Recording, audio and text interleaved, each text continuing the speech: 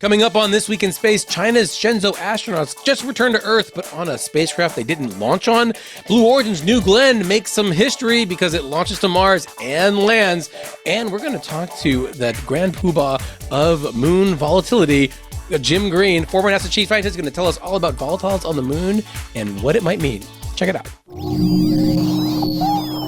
Podcasts you love. From people you trust. This is Twit. This is This Week in Space, episode number 186, recorded on November 14th, 2025. Snow on the moon? Hello and welcome to another episode of This Week in Space, the Snow on the Moon edition. I'm Rod Pyle, editor-in-chief at Aster Magazine, and I'm with my very own rocket man, Tarek Malik, editor-in-chief for the one, the only, the all-conquering Space.com. How are you today? Hey, Rod, I'm doing all right. How are you doing today? I'm You're good. on a boat. It looks like. I am. Yeah. Down here to enjoy the inclement weather. And I will enjoy it more when we are joined by our guest today, who's going to be Dr. Jim Green, who's the former NASA chief scientist, among many other positions he held at the agency, founder of the new educational website virtual service MetaVisionaries, which he'll explain. It's very cool. And a friend of the show. We've had him on a number of times. We're going to have him on again because he's really a great speaker, and he gets that Tarek and I need to sort of be carefully pulled through this stuff to the level that we comprehend it. Before we get there, don't forget to do us a solid. Make sure to like, subscribe, and all the other things you can do to tell the world and us how much you love this podcast, because we're counting on you. And now a space joke from Martin Lawler. Also, Martin. Hey, Tarek. Yes, Rod. Did you hear about the time the astronauts had to fix the lunar rover after the wheels fell off? No, I didn't. What happened? They worked tirelessly. I love it. I think that's an original. That's a good one. Thank you, Martin. Thanks, Martin. I love it. Now, I've heard that some people want us to become retreads when it's joke time in this show, but you can help by sending your best, worst, or most indifferent space jokes to us at twist@twit.tv, just like Martin did. So thank you again to Martin. And now onward to Headline News. Headline News. I think I nailed that one. It's going to be great. So. I think you were early that time, but we'll see. So they are not marooned, but the Chinese... They're marooned. Yeah, we're going to talk about this. Well, it's interesting. So the crew of Tiangong 20, which up until recently was... Shenzhou 20. Oh, Shenzhou, sorry. Which until recently was the only spacecraft docked with the Chinese Tiangong space station, was marooned for a while because something struck their spacecraft causing cracks, and the Chinese Space Agency said, okay, don't come home, wait there, we're setting up another crew. So Shenzhou 21 shows up with, I believe, 3 more crew members. Yep.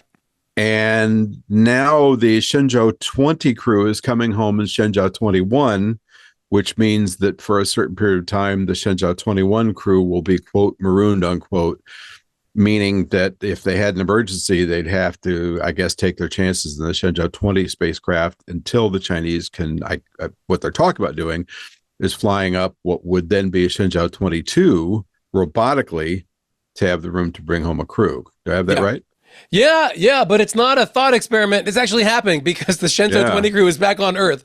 They took their replacement spaceship home, and so the Shenzhou 21 crew does not have like a fully vetted capsule available to use at the Tiangong space station right now. They have this other one that has problems, and it's not just any problems, because they had quote unquote damage that they suspected was from space debris. And we found out late last night when they announced this switch of spacecraft to bring them back to Earth, it's cracks in the window. There are tiny cracks in the porthole window, the forward portal window of the Shenzhou capsule itself. Of the descent module. That's why they took the other one back. And so it is not clear, like, even if in an emergency, you know, these Chinese astronauts would be able to use that capsule to come back to Earth.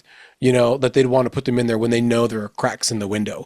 Because it's interesting. I wonder if they came home with the capsule evacuated, if they'd be able to survive more cracking or a blowout in the window during descent. That's scary. That window blows out, it blows in, and the plasma comes in, and it doesn't matter, right, about atmosphere if you've got your so-called knockoff, or I forget what they call their so-called variants. But if you've got your spacesuit, they call them pressure spacesuits. suits. Yeah, well, yeah. I didn't mean to say knockoff. That's really pedantic. No, it's that's a little judgy. Yeah, it is because I got to tell you, the Chinese versions of all the Russian stuff is so much better. I was going to say it's not a knockoff. It's really not a knockoff. Evolution. It's an evolution. Licensed, quote unquote, although I don't know that you use that term, and then improved. And the Shenzhou is better in every way than the Soyuz. Yeah. You are correct. Yeah, I take my words back, my friend. But it's really not clear that they'd be able to survive that because of the environment. It's a harsh environment. I think the only experience we've seen with that is that Soyuz flight where they had the depress event when they didn't have suits on at all. Was it Soyuz 11, I think? Yeah, and that's totally different situation. So we don't want, just a valve knock on wood, anything like that to happen. But the question that you ask is a really good one for this one. Is like, how soon could they have Shenzhou 22 ready to go? Is it built already? Because they've been launching these and developing them on a 6-month cadence. What's the status of all of that? And I think we're going to wait and see. Tiangong is in a different inclination. If you've seen Gravity, it's wrong. They moved the inclination so that it would be in the same orbital plane as the ISS for story purposes. So they can't do that kind of a safe haven type of a thing. And you've been seeing the calls on social media saying that Elon should go save them because it works so well for Starliner. But and supposedly that the Crew Dragon could dock, which is surprising to me. They'd have an internationally compatible docking adapter, but I suppose if all else failed, they could rendezvous and the guys could just tether across. I don't think that you need to worry about docking at all because you could just like you said, you could just evacuate the Dragon and then go over through the outer hatch, and they've done that already with their spacewalk, so they can show that they can do that. So, and possibly more exciting in some ways is we finally saw not just a launch of, but a recovery of the New Glenn rocket, which we've been waiting a long time for. Which you and I were in Florida for, and then it didn't get off the ground. So. Well, I wasn't going to see it unless it was from the airplane, but you were a good man and waited around so that you could miss it on Monday. That's right. On Sunday, that's right. But this is 2 orbital probes going to Mars, first to be built by a purely commercial vendor.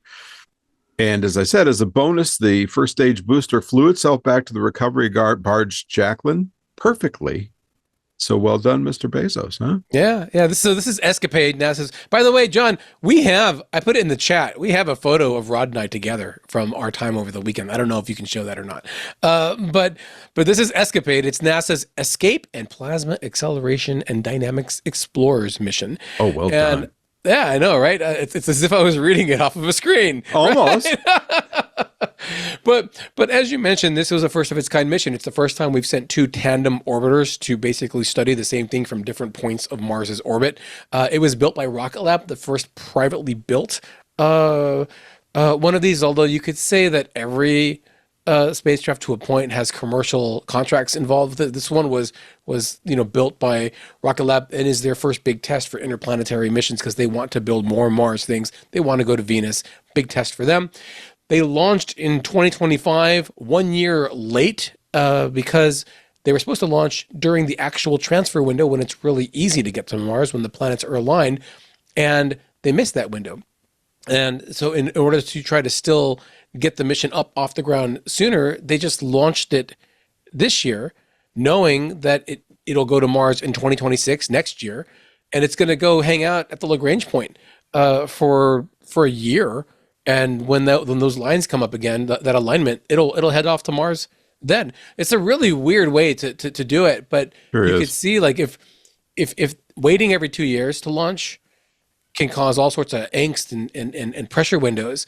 Now, if you can just launch something to the Lagrange point and let it hang out there for a while, then you can launch whenever, and then it'll just go to Mars when the time comes. It's like making your connection.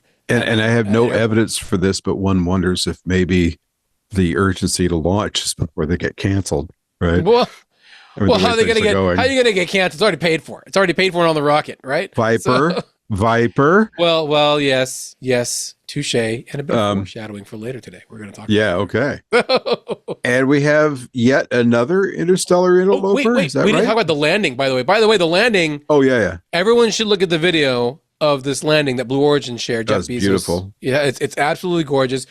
But New Glenn is larger than SpaceX's Falcon 9, and it hit the landing like right on the pinpoint of the barge. They have this like feather, their logo on the barge, and it was really strange because it comes in way off to the side. They were worried it was going to hit the barge, so they had it come in right way off to the side so that the barge would be safe, and then it slews over, like it kind of hovers over and then sets down, and it's so much bigger. And then they have a robot that goes out and saves it. It was just spot on. It's only their second try to do it. I think it took SpaceX three times to do it, because they tried twice at sea, and then they did it on the land first. Then they nailed the sea ones, and Blue Origin went straight to the ocean.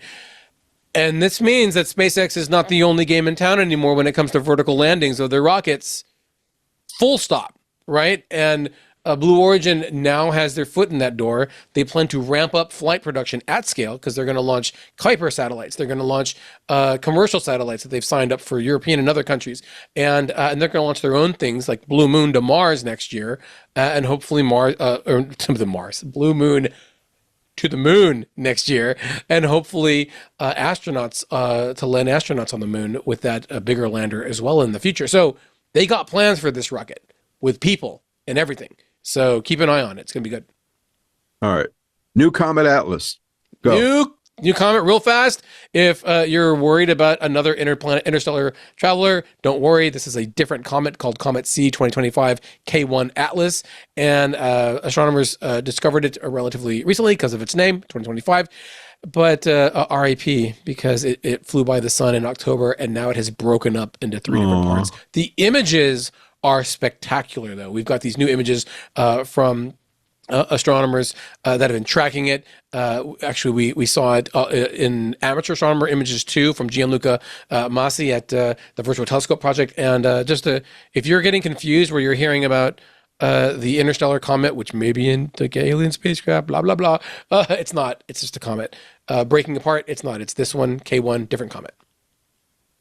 Somewhere Avi Loeb just got a little crick in the back of his neck when you said that. Oh, no. And SpaceX late again, and we're used to this. This is your story, right? I didn't see this. What is this?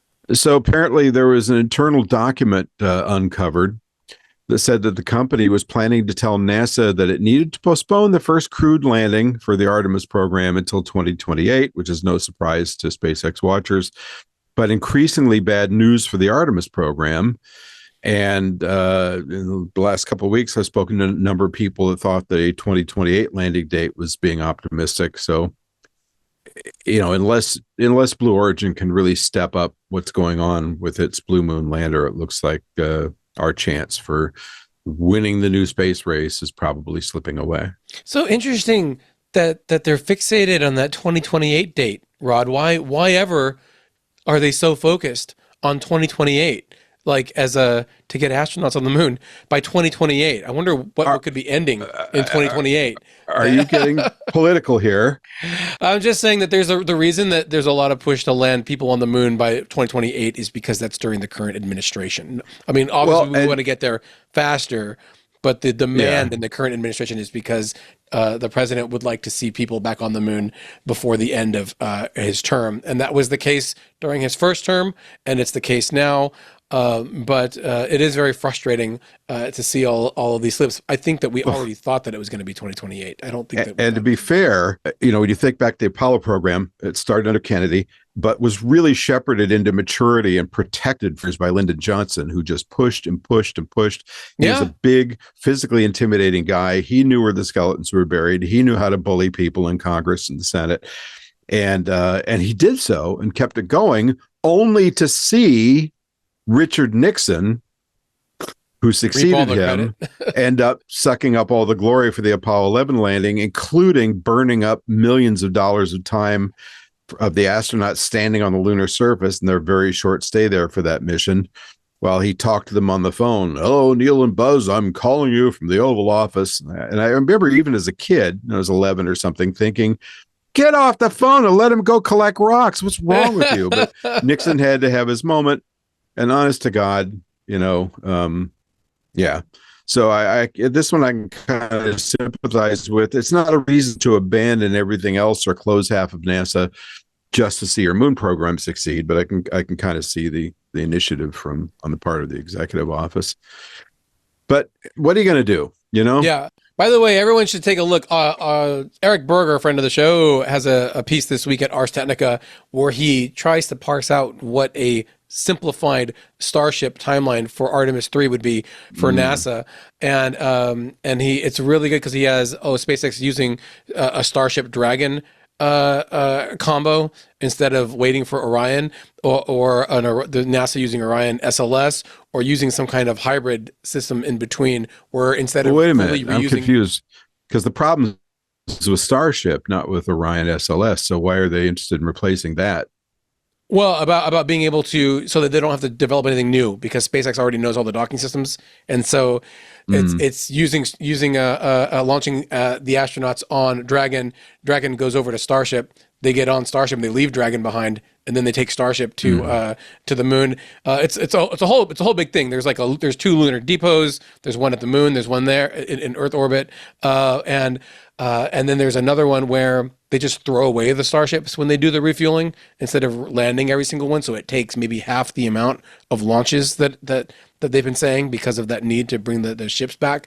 And that would be a different kind of approach where you can still use Orion, but get rid of the refueling at the moon, which is really, really risky because then they don't have any fuel to get back if something goes wrong if they're at the moon. And then there's a wild one that I saw on YouTube where someone says, why can't they just put Dragon in the payload bay of the Starship and then fuel it up and then go from there? But I don't think they're going to do that. So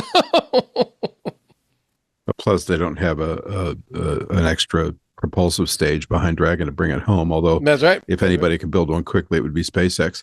All right. We are going to be back in just a few moments with Dr. Jim Green, former chief scientist at NASA, to talk about weather on the moon. Stay with us. Hey there, it's Leo Laporte, host of so many shows on the Twit network, thinking about advertising in 2026. We host a network of the most trusted shows in tech, each featuring authentic post-read ads delivered by Micah Sargent, my co-host, and of course me. Our listeners don't just hear our ads, they really believe in them because we've established a relationship with them. They trust us. According to Twit fans, they've purchased several items advertised on the Twit network because they trust our team's expertise in the latest technology. If Twit supports it, they know they can trust it. In fact, 88% of our audience has made a purchase because of a Twit ad. Over 90% help make IT and tech buying decisions at their companies. These are the people you want to talk to. Ask David Coover. He's the senior strategist at ThreatLocker. David said, Twit's hosts are some of the most respected voices in technology and cybersecurity, and their audience reflects that same level of expertise and engagement. It's the engagement that really makes a difference to us. With every campaign, you're going to get measurable results. You get presence on our show episode pages. In fact, we even have links right there in the RSS feed descriptions. Plus, our team will support you every step of the way. So, if you're ready to reach the most influential audience in tech, email us, partner@twit.tv, or head to twit.tv/advertise. I'm looking forward to telling our qualified audience about your great product. And we are back with Dr. Jim Green, former chief scientist of NASA, who wrote some very interesting works on the evolution of the moon. Hi, Jim. Thanks for joining us today. Oh, my very great pleasure. And you sent me this fascinating paper about, actually, it was the article. That was shorter. About the formation and evolution of the moon and how it actually had sort of a primordial atmosphere. So I guess we'll take it from the steps of the very beginning. And I think one of the things you mentioned is that there was some head scratching over the decades about the initial formation of the moon, specifically because it was so large compared to the Earth. When you look at the moons of other terrestrial planets, right. Mars is the only other one.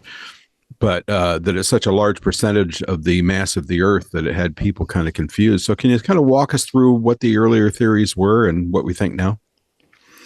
Well, well into the 60s, even during the initial Apollo program, many planetary scientists thought that the moon might have come from some sort of eruption on the sun, some solar-like material that then, in its early formation of planets, is going on, and so that was one major theory that was from Harold Urey, who was a very well-known planetary scientist. However, once the lunar material got back to Earth, this is why samples are so important. We began looking at it, age dating it, and more importantly, getting the composition and those things that are called isotopes, which are in the nucleus of atoms, some extra neutrons that kind of pop in there somehow, and then those provide different properties of various elements that are very important, but they're very unique signature. And that unique signature kept ringing true that the moon and the Earth had similar origins. And so soon after these major analyses were going on, some really good theories were now coming out that the Earth and the moon had to have a common origin. The Earth and the Moon were 4.5 billion years old. I mean, the Earth, the oldest rocks on Earth were 3.8 billion. We couldn't get any further back. But now the Moon was telling us those two are older. And so this then ends up with this new concept called the giant impact hypothesis, for which the idea is, as planets are beginning to form, or what I would call protoplanets, those things that have cores and mantles and crusts, and they're getting bigger and bigger with more impacts going on. A couple of them were in or near our orbit of today, and the Earth started gobbling them up. And well, a really big one was what we now term Theia. Theia hit the moon, hit the Earth, the proto-Earth, and just absolutely exploded. The Earth absorbed most of Theia. Theia was huge, though, about the size of Mars, we think. Wow. And when that happened, Earth absorbed a significant part of Theia, creating a ring of material, which eventually falls on the planet. But further away from the ring, where you could actually begin to accrete a new object, that's where the moon came out. The end result is, after the giant impact occurred, within a handful of months to years, an object that was forming called the moon, that we call the moon today, would be just about 4 Earth radii away, not very far away, 16 times bigger in the sky than it is today. I mean, it would just dominate the view from Earth. And then over time, as those two objects cooled and more material was coming out, volatiles we call them, like water, from inside the Earth, creating oceans, more impacts, bringing more water to the Earth and the Moon. We then find the ability to dissipate tidal forces that were occurring between the Moon and the Earth, allowing the Moon then to move away from the Earth. So when the Apollo program came back, and from Earth, and we started using the instruments that are on the moon, like the laser reflecting system.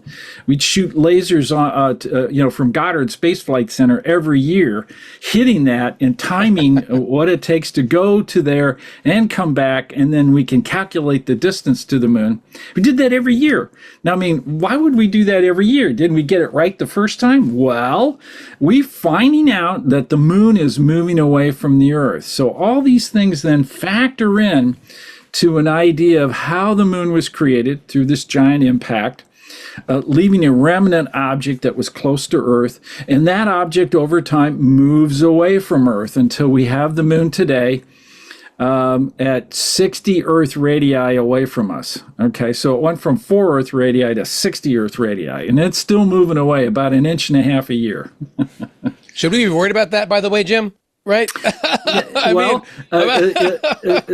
Let me mention some of the side effects. Okay. One is it, indeed, as it moves further away, conservation of angular momentum says that the Earth's day should get longer.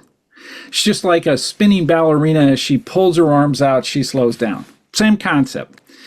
And indeed, the Earth is slowing down. In fact, when that giant impact happened, 1 day on Earth was 5 hours. Okay. Wow. Okay, so we've changed from 5-hour days to 24-hour days. But it's going to be billions of years before we really have any significant changes in our day. And the sun will go red giant before we lose the moon. We'll always have, we think, the moon holding on to us. So the only downside is the change of the length of day, and therefore the change in circadian rhythms that we know. But very long term, no big deal. However, the moon has made the Earth uncommonly habitable. All right, because every object, every planet that comes together isn't evenly, the mass isn't evenly distributed all over the place. It has mass concentrations, even if it's just a few percent on one side of the body versus the other. These mass concentrations, of course, are attracted to other gravitational objects like the sun, and therefore the sun pulls on them. And so if you look at planets like Mars, the sun is constantly pulling on Mars, and although its axis is 23 degrees, it has changed significantly over time. It has gone from 15 degrees to 45 degrees. Okay, so it's literally laid over in about 125,000 year time periods. Okay, for the Earth, very different. We go from 24.5 degrees to 22 degrees. That's it. So the moon has just allowed us to just have this little bitty wag. Now that does produce large climate changes, all right? But it would be much worse if indeed we were at like 45 degrees that we see on Mars. So see, this always makes me think about Game of Thrones. I don't know, Jim, have you ever read or watched the books or anything? Because they have like crazy seasons all the time. Yes, they do. They do. And reading the book, they never talk about the moon, and it always was my private theory that because they don't have a moon, that's why like the winter lasts for like 20 years on that planet. So you're really onto something, because if we didn't have the moon, some of the calculations seem to indicate that we would become more tidally locked with the sun. Wow. Now, that's due to the fact that we have big mass concentrations, a big bulge, where gravity-wise, we look like a pear. You know, the southern hemisphere's got far more mass, relatively speaking, than the northern hemisphere. And so the sun's going to keep pulling on that over time. And so consequently, that also slows down the planet. 1 day on Earth might be more than 200 days that we have today. Now that would just spell doom for life like we know it. We'd really have to be migrating species. We'd have to be following these temperate zones that crop up and then are destroyed because of that slow rotation. Wow. And we have to consider that very important concept to exoplanets and whether they'd be habitable or not if they don't have large moons. So there's quite a bit of thinking that's going on in that particular area too now, how important the moon is.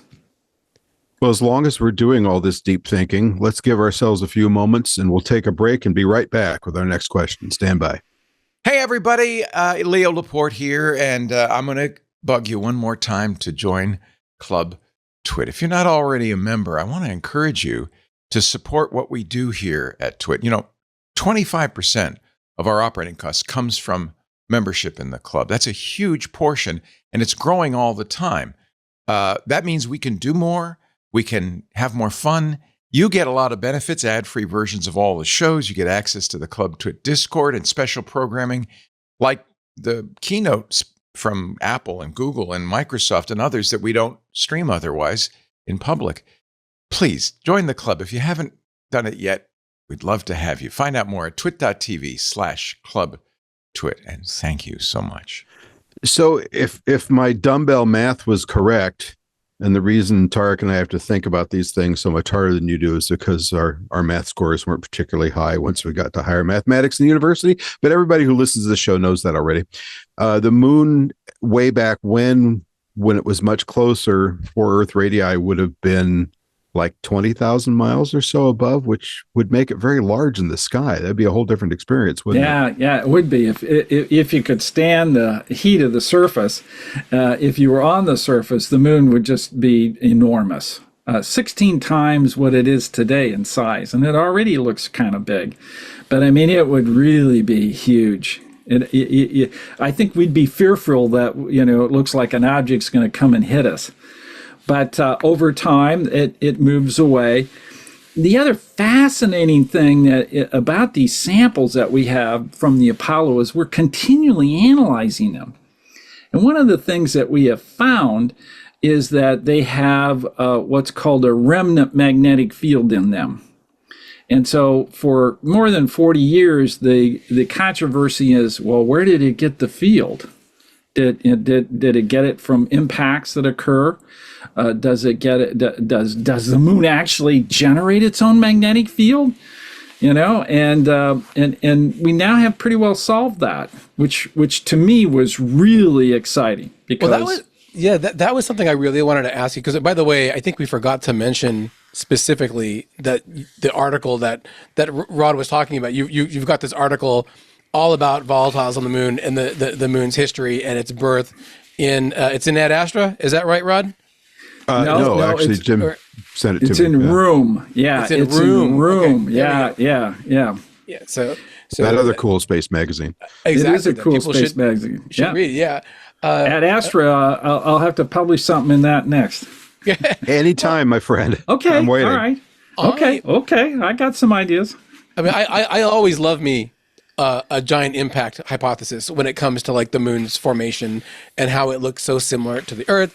I was really struck in your piece about looking for how certain types of volatiles that I never thought about, nitrogen, for example, I think because we're talking about magnetic fields, actually end up in the regolith of the moon, because you describe that in that early phase, when it's, the moon is its solitary body, a separate body, but it's still kind of not very far away, that it had this magnetic field. I would assume because it's still also got a molten core or whatnot. Correct. Is that Correct. right? Correct. But that it's also mixing with the Earth's magnetic field, which I would assume was much bigger, that allowed material to keep on transporting to the moon, despite the fact that the impact was over with. That just boggles my mind, and I don't understand how that works. And I was wondering if you could explain to my brain how that would work. Sure.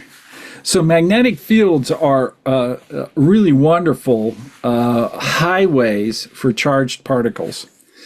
And the lower the energy, the more closely they are connected to the magnetic field and follow them very closely. And so, indeed, the Earth had a magnetic field. We still do today, thank goodness. That stretched all the way back to its early formation. The rock record on the moon indicates, indeed, that the moon had a magnetic field, which makes it a magnetosphere. And because the moon is so close, the moon's magnetosphere is inside the Earth's magnetosphere for several 100 million years, perhaps. And so what's happening is those two fields get interconnected. And when they do, then material from the Earth will run down that magnetic field and precipitate into the lunar environment. That's where that field line tells them it's going to go. Now, this configuration early on is exactly the kind of configuration we see with Europa in Jupiter's magnetosphere. Okay, so the more we know and study what happens between Europa and Jupiter and how their magnetic fields are interconnected, the more we'll understand what the early Earth and Moon's magnetosphere was like. But what happens is early on, the sun was very active, coronal mass ejections all the time, far more than we have today, huge sunspots, and it produced a lot of energy in the ultraviolet and X-rays.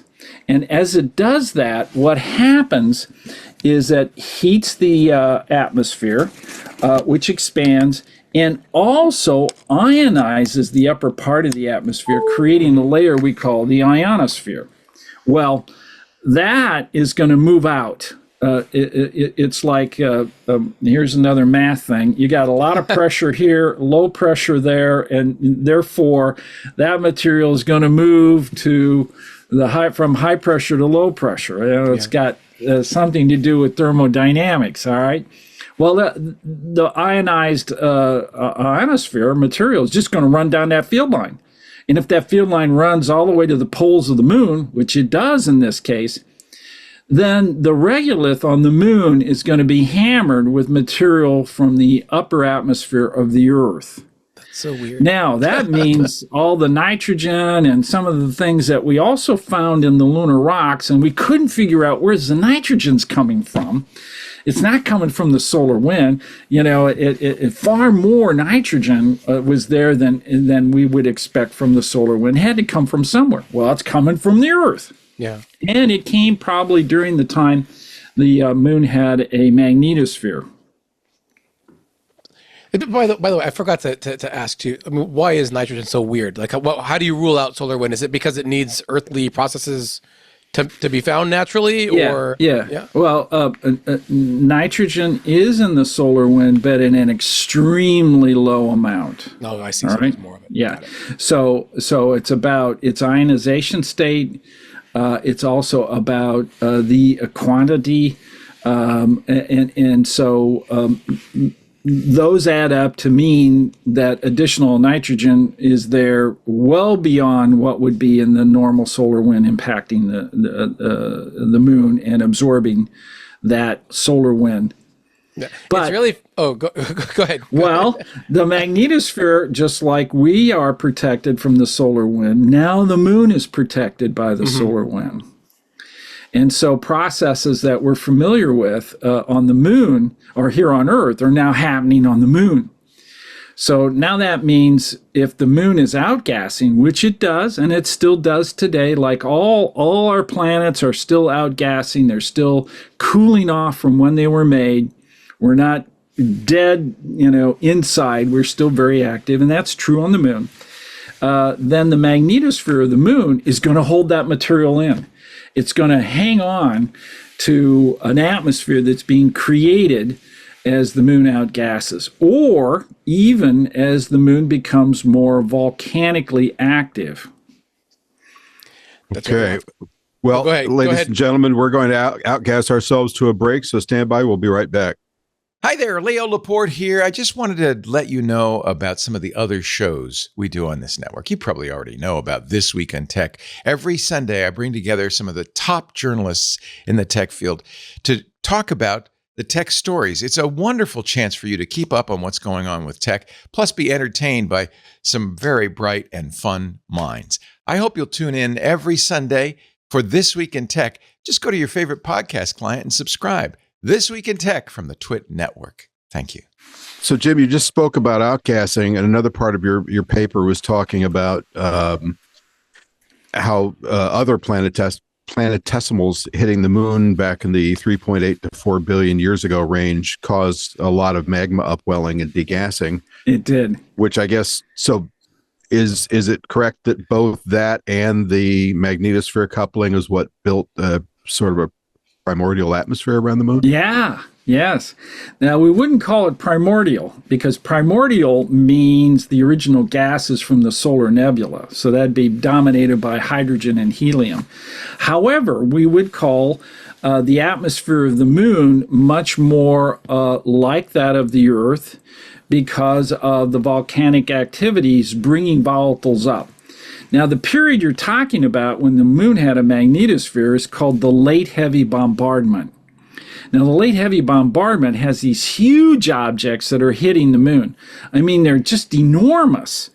And what they do is they blow away the upper crust, and so you have the lower crust or upper mantle, and it's all molten rock pouring into these huge craters.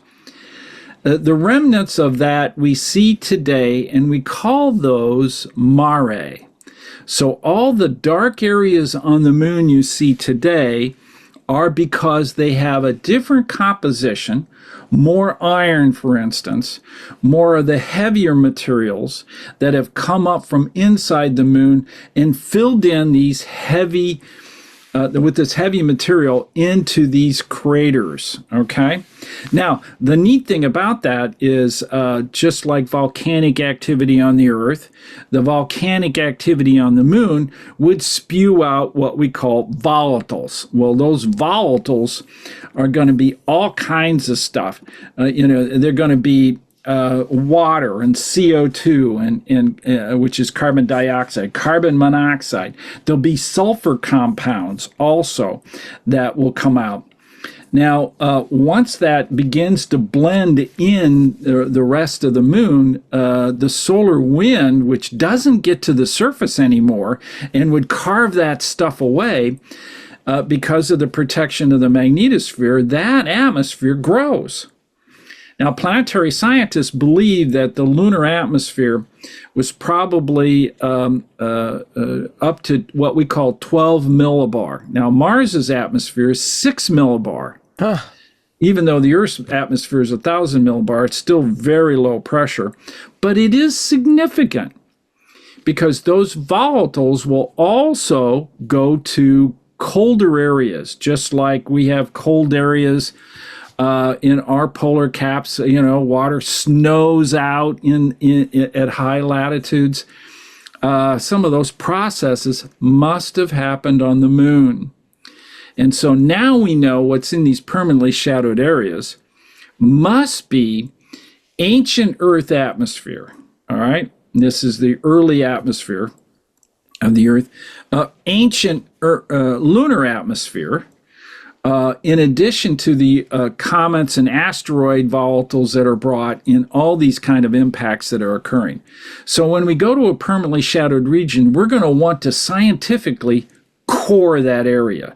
Yeah. We're going to want to see that core, and we're going to lay it out, and we're going to want to study the evolution of these two bodies. I think we'll see some really startling examples of what may have happened in the past. It strikes me that if this whole push for a commercial economy at the moon pans out in the way that that maybe some folks have you would have your scientists on the moon, or maybe Jim, it's you, right? That you get up there to make the core yourself, and then you're going to have to be fighting off the what is it? The Niveas or whatever of the world that are going to make moon water and then want to sell that ancient moon water to people on Earth. So you're going to have to fight for those cores, it sounds like. We need to tell everybody water is water. Its chemical composition is H2O. Whether you find it on the moon or you find it on the Earth, it's still water. All right. Mm-hmm.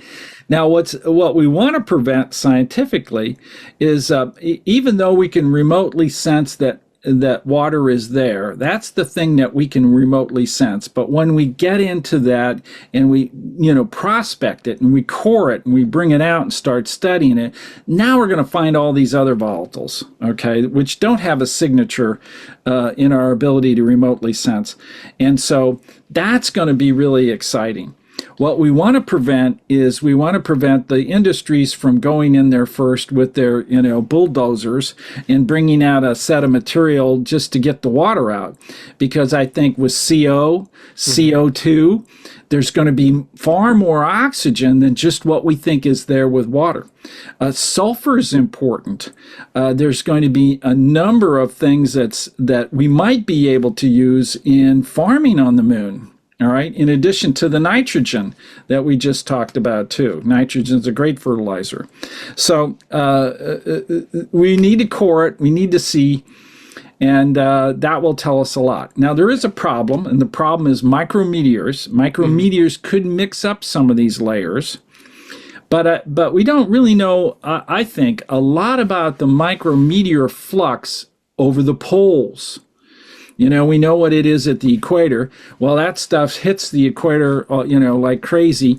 But as a function of latitude, it may be very different. And particularly over the poles, it may not be as extensive as it is at the equator. That's all. I think we had two impacts just recently that an amateur astronomer saw.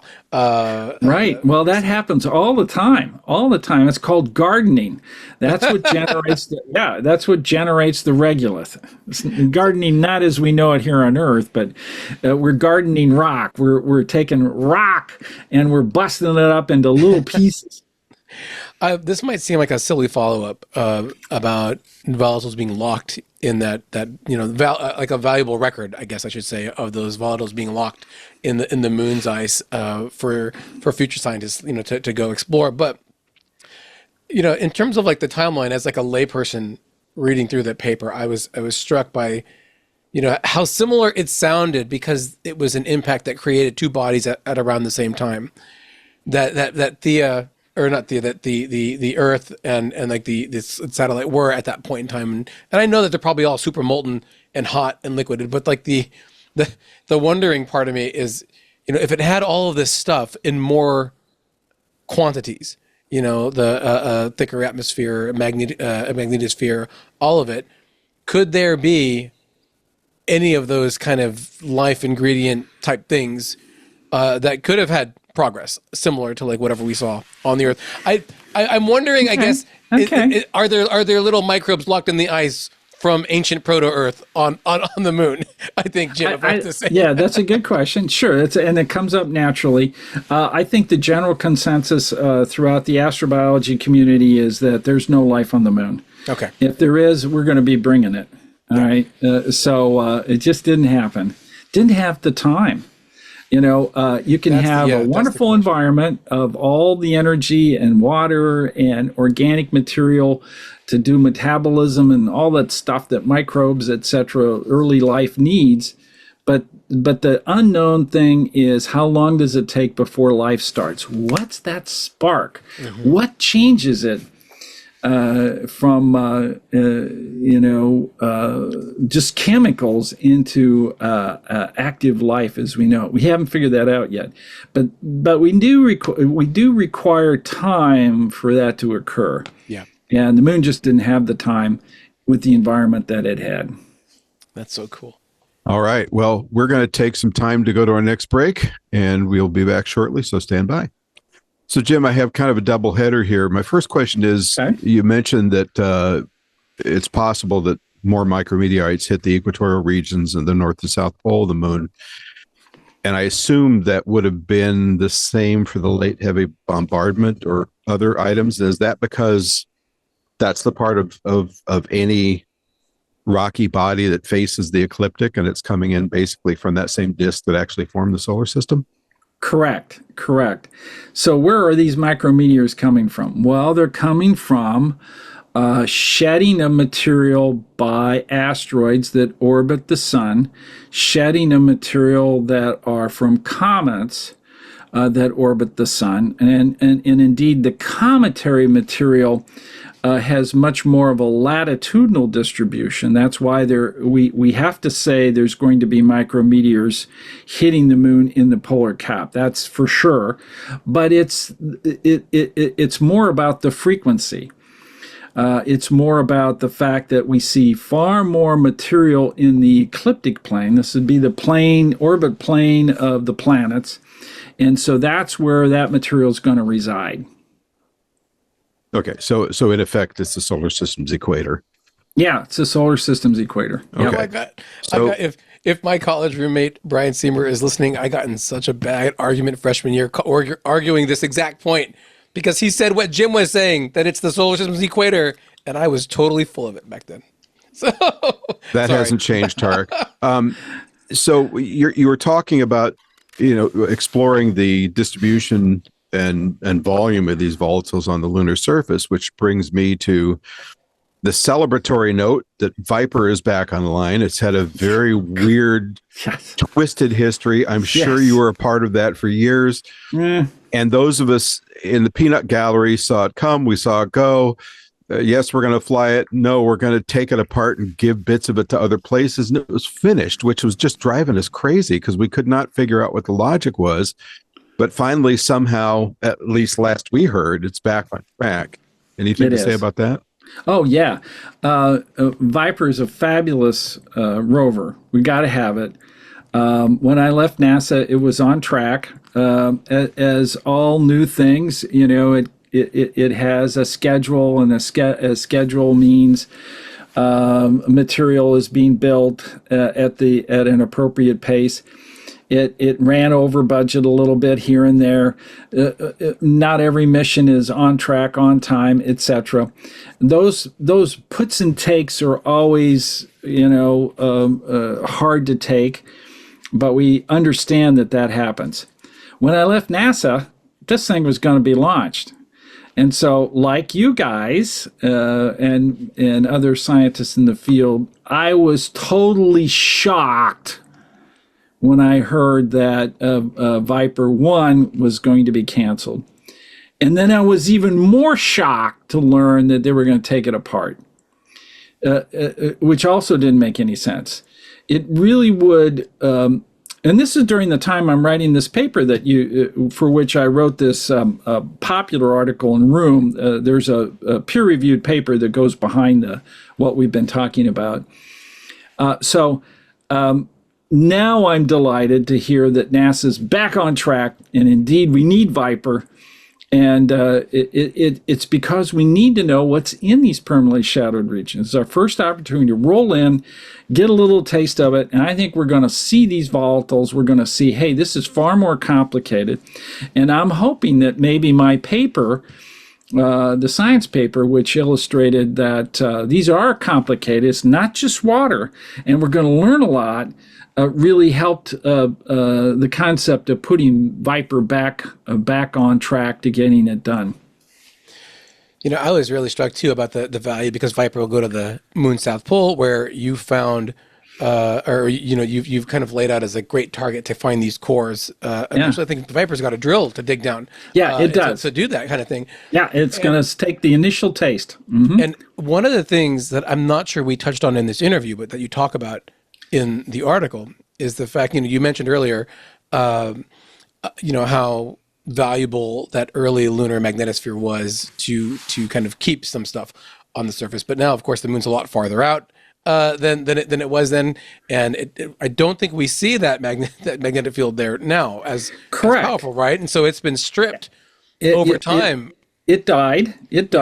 Yeah, and then it died. Although we still think that there's a somewhat of a liquid aspect to the core. The core has to support, the outer part of the core that's liquid has to support a current. Mm-hmm. And if it doesn't generate a current, then you're not going to generate the field that will then go through the rest of the moon and out through the surface and out into space. So it is now cooled enough that the current is no longer viable. Now that may have happened 500 million years, in other words, 500 million years after it started. So that's a very quick dipole. Yeah. And we know the orientation. We know all kinds of things about that. That's why we could model it. And it was very dipole-like, meaning it was the field was very much like that of the Earth's. and that there was symmetry axis aligned really pretty well with the rotational axis. So that enabled us to easily model the Earth and the Moon and really see these kind of new effects clearly. And then we can predict, well, we're going to see some complicated stuff in these permanently shattered regions. That's my prediction. I've already labeled what I think will happen, how deep you have to go to get this stuff, and what that means going back in time. That's a prediction. I laid it on the table. Now scientists, when we go there and go do it, will match that prediction. And I can pretty well guarantee that parts of it will be right and parts of it will be wrong, and we'll learn an enormous amount about the early Earth and Moon history. See, that's just crazy. It's like archaeology. It's the Indiana Jones of the Moon's magnetic field right here, right? Okay. Right, Rod? So, I'll get my fedora on. Now, if you can solve that mass can problem on the Moon, that'd be great too. So, oh my gosh. Sure. So you mentioned water on the moon, and we like finding water on the moon because it's heavy and it's very expensive to launch from Earth. But there are a lot of other things there, including metals, obviously, a lot of glass. What are some of the other products that you might be able to derive from in situ resource utilization? Well, we talk a lot about going out into the asteroid belt and mining them for material. There isn't, in my opinion, there isn't an asteroid type that hasn't impacted the Moon. So if you're going to go find material, I'd go to the Moon. So we know there's iron. We see large areas which have been hit by asteroids which are big enough where iron has accreted into the core, has differentiated what we call in the body, heated it up, and that heavier material sank to a core, and then that proto-planet, if you will, that seed hits the Moon and sprays that iron all over the place. Well, with the iron comes platinum group metals. So we're talking about palladium, platinum, iridium. There's 6 or 7 of these, and they're very expensive here on Earth, and we're mining them out of the crust like crazy, and we have them everywhere, from catalytic converters to our phones. We love them for many reasons. In the phones, they conduct electricity really great, and they don't rust, which makes platinum group metals really great to use. So consequently, in anywhere from 50 to 200 years, we'll start working off that list of the platinum group metals and say, okay, we can't get this one any longer. Okay, we can't get that one any longer. And in about 250 years, we'll be out of platinum group metals. So that means since we don't have what I would call today a recycle program of any significance to retrieve these platinum group metals, we're really behind the curve on that. We may have to mine them on the Moon and use them in a variety of locations, including bringing them back to Earth. Speaking about bringing things back to Earth there, Jim, that's a segue that people are going to get in a minute. Yeah. We've been talking a lot like getting the samples to study, to understand the story from the Moon in the future. But like just recently, I guess, like relatively speaking, we've had some pristine samples from the Moon that scientists have just barely opened, these Apollo 17 samples. And it's been decades upon decades since the Apollo 17 mission, what was that, 72, right? Right. And I'm wondering why you think it's valuable to have waited so long to tap into that cache with the equipment that we have now that perhaps we didn't have in 72. Well, what we can learn from that. Yeah. So the ability in the laboratory to make really detailed and small measurements, all the way from imaging, all the way to looking at atoms in the lattice of the rock, all the way to seeing the isotopes and understanding the different chemical compositions resulting in different mineralogies, it is now done in the laboratory in such a superior way to what we were doing in the 70s. We're really reaping the benefits of this new technologies that have come out to enable us to do that kind of analysis. You have to realize, going into this, we knew the technology was going to do nothing but improve, particularly in the laboratory.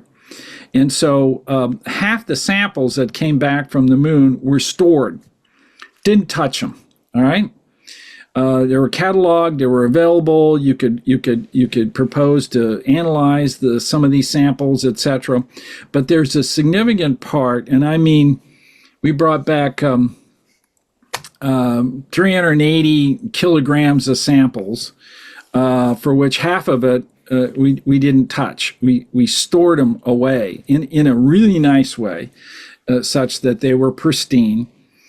Now we have the opportunity to bring them out and really look at them. Now, the samples you're talking about are cores. We made 5 cores total. And the reason why this Apollo 17 core is really important is that it's on the flank, sloping outward part of a crater, of a big crater.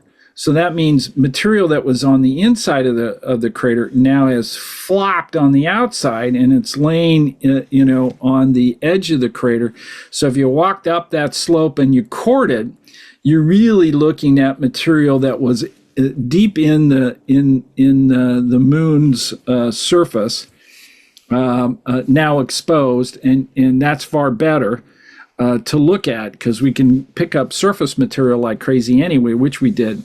So the cores are really important, and this one was really waiting till today, or meaning within the last several years, where instruments were great to be able to open that core and really tease it apart, and we did. That's awesome. Well, gosh, that almost makes it sound like it would be a cool idea to bring back some samples from Mars. Oh, wait, that's another episode, isn't it? Yeah. Don't get us started. Well, don't get me started. That's one of my favorite topics. As head of planetary, two decadals were saying, planetary science, get it going, and I was the one that got it going. John Grunsfeld and I made Perseverance happen from a budgetary standpoint. We sold it in the building at headquarters. We got Charlie Bolden's support behind it. We went over to OMB and OSTP. We sold it as the next big mission.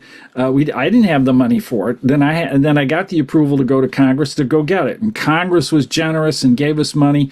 And voila, we now had a strategic, large flagship mission, which the public named Perseverance, thanks to all those kids that submitted names for it. And now it's on Mars, making spectacular discoveries. Oh my God! I mean, it is begging us to bring these samples back. All right. Well, so we've arrived at the $64,000 question, which is what got me interested in this topic in the first place, because I like simple things. Because we were at a conference and you had mentioned that in the past, given this early atmosphere on the moon, that we might have actually seen something coming from the sky there. So can you kind of give us an idea of what a day might have been like on the moon billions of years ago? Well, billions of years ago, the Earth would look enormous too, where because we're so much closer. Early on, the spinning of the moon, it would spin, was during the time it had its magnetic field, but now with the late heavy bombardment and the moon moving away, and all the tidal interactions between the Earth and the moon, it's going to lose its ability to have a rapid day and become tidally locked. Okay. And so then this also brings up what happens in the atmosphere, as more of the volcanic material goes. And as I mentioned earlier, those volatiles are going to naturally go, and thermodynamics tells us this, from the hotter areas to the colder areas, and the colder areas are in the poles. Now, the rotational axis of the moon is just within 1.5 degrees of the ecliptic, and we believe it's been that way the whole time. And so this is a perfect area, and it's not going to move around. It's not going to change wildly like it does on Mars. And so that material is going to migrate to that polar area and then probably snow out. All right. He said snow, Rod. Yeah. That's what I was waiting for. Yeah. So I think indeed, some of my colleagues don't like me to say that. They just want me to say, "Oh, the atmosphere collapsed." What does that mean? It just falls down like a brick? No, it's going to snow out. So you're going to see carbon dioxide snow. You're going to see H2O snow. These volatiles are going to accumulate and drop out, and that's what we see on Pluto. It's snowing tholins on the equator of Pluto right now. All right.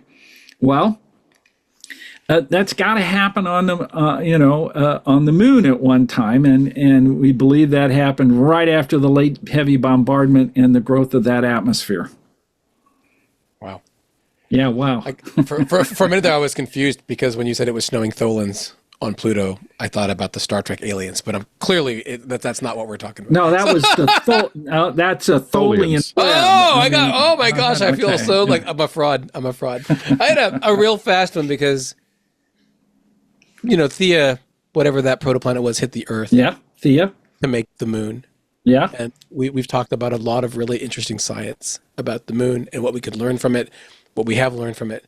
But the moon is just a word and not like a name. And I'm just wondering if you could pick a name for what the actual name of the moon would be. What would it be? What would it be? Yeah.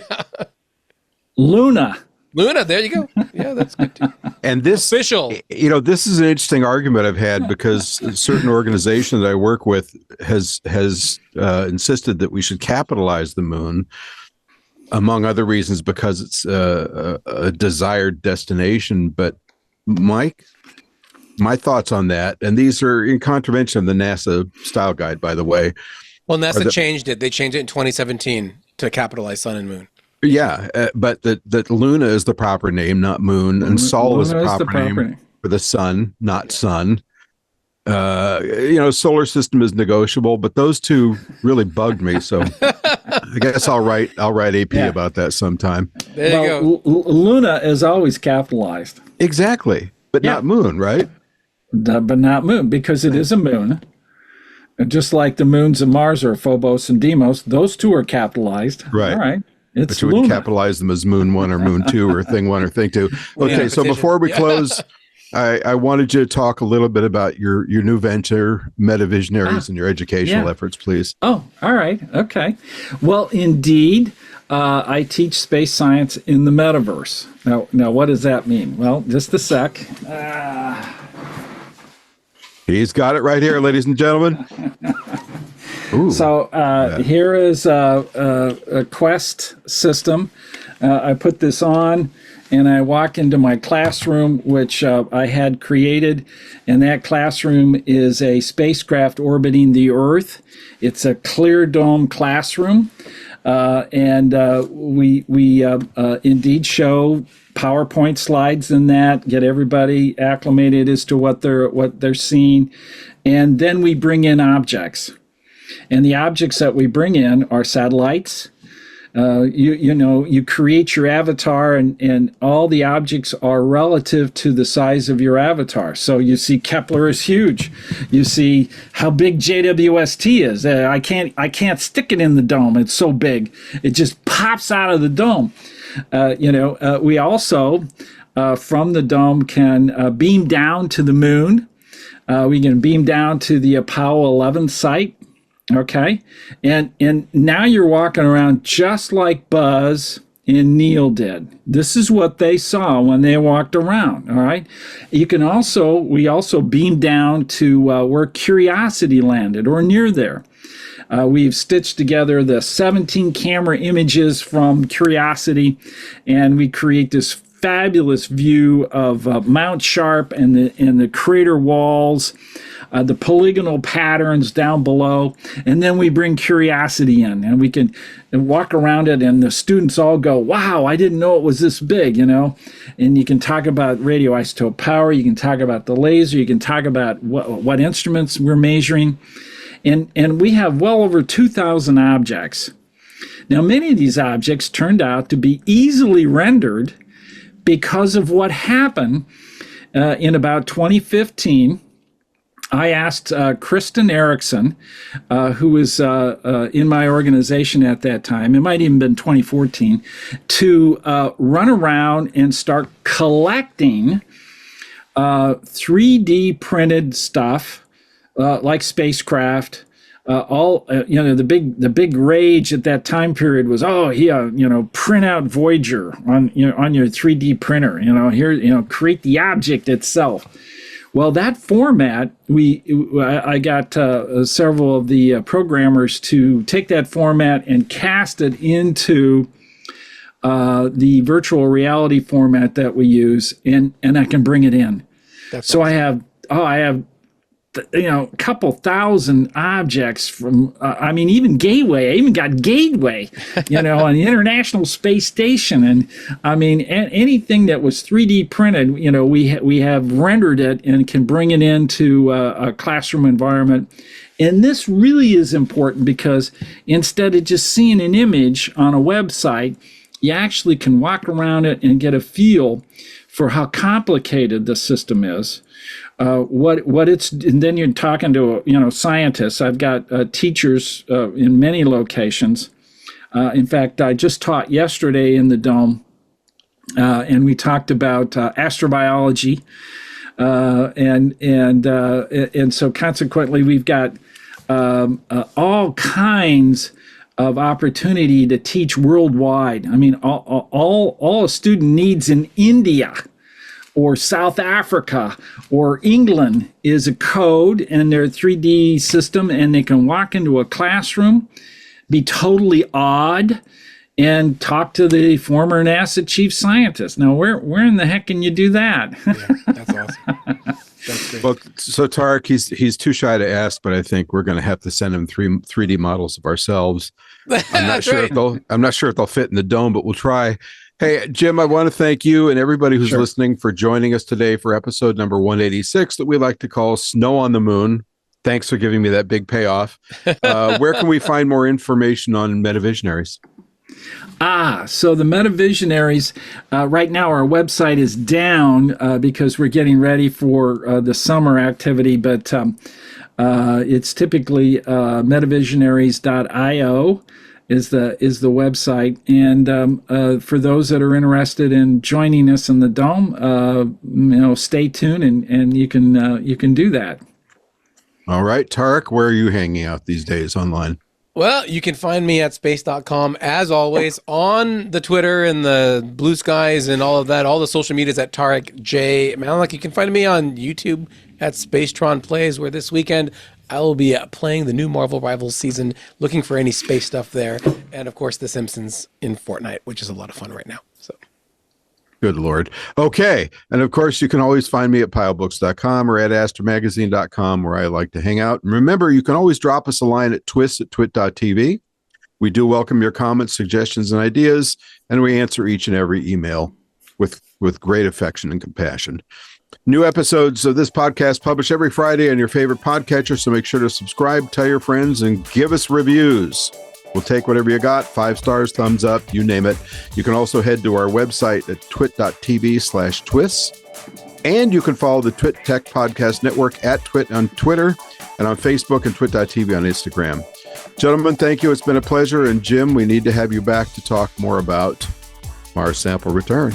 Yeah, let's do that. We got to do it. Thanks, everybody. We'll see you next time.